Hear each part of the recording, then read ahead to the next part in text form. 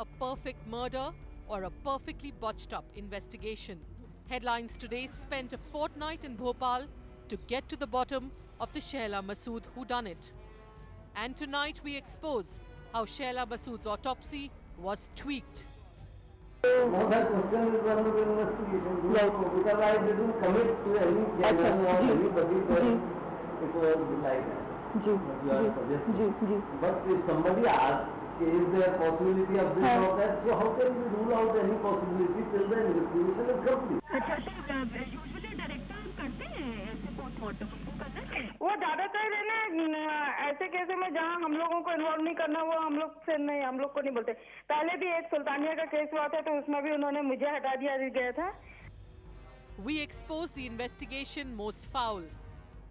इस तरह का रहन सहन था इस तरह की उसकी एक्टिविटी थी तो वो तो एक दिन उसका परिणाम ये होना ही We for the first time reveal the face of the man who might have seen the killers.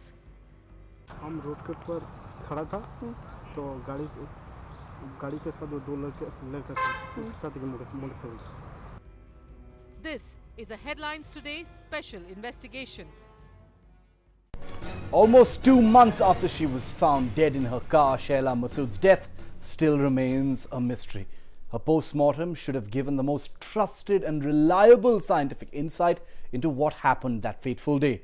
All it did was point to a suicide. Headlines Today's investigation reveals that the autopsy was done in a tearing hurry.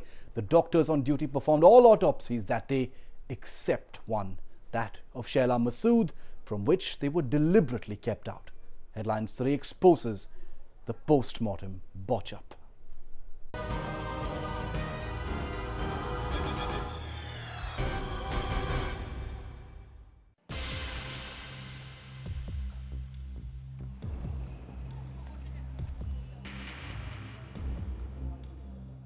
Bhopal's Medico-Legal Institute.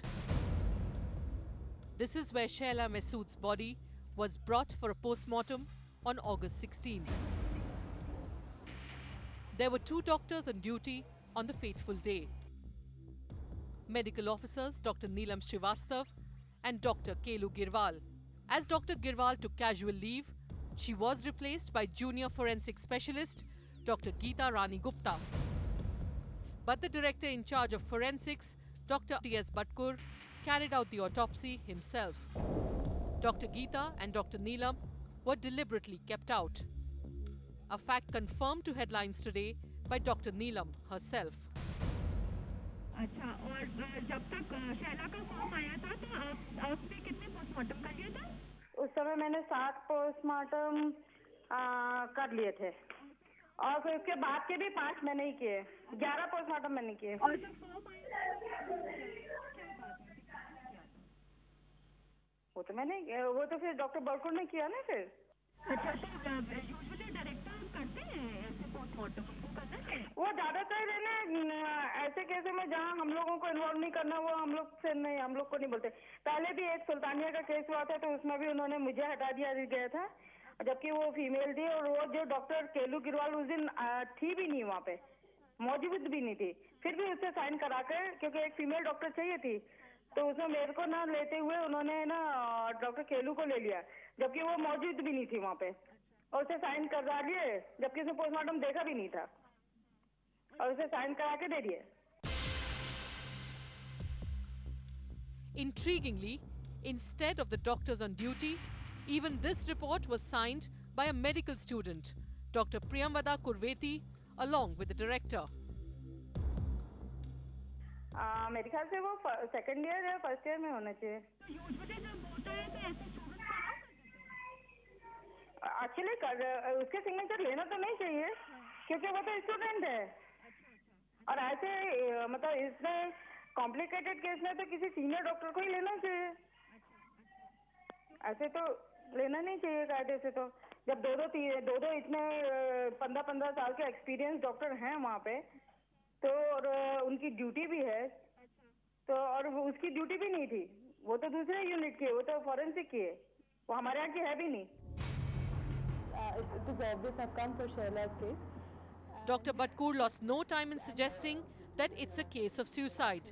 He still stands by that analysis. Trying to understand the background first, and then like various things, lot of things have been raised. Like for instance, in the post-mortem report only, like it was about how it could be a self-inflicted injury. So now that question is under the investigation. Right. Because I didn't commit to any channel or anybody that it was like that. You are suggesting. But if somebody asks, is there a possibility of this or that, so how can we rule out any possibility till the investigation is complete? But experts disagree. In this case, as far as my opinion is, suicide is highly unlikely. We got the autopsy report carefully examined and found glaring loopholes in Bhatkur's analysis. Bhatkur's report, firearm was discharged from contact range. Experts' analysis, gunshot not fired from contact range. Tattooing and blackening is present on the wound, which indicates that it is a close range wound, not a contact wound which has been described in the post-mortem report. As if it would have been a contact wound, the blackening, tattooing would not have been present. If I find that the manner of death and the cause of death has not been appropriately given, it should have been written that death in this case is due to shock as a result of firearm entry wound. So this is the basic difference I find, that contact, they are written as a contact range, which I disagree, and I am saying that is a close range wound. Bhatkur's report, duration of death was within 6 hours of the post-mortem.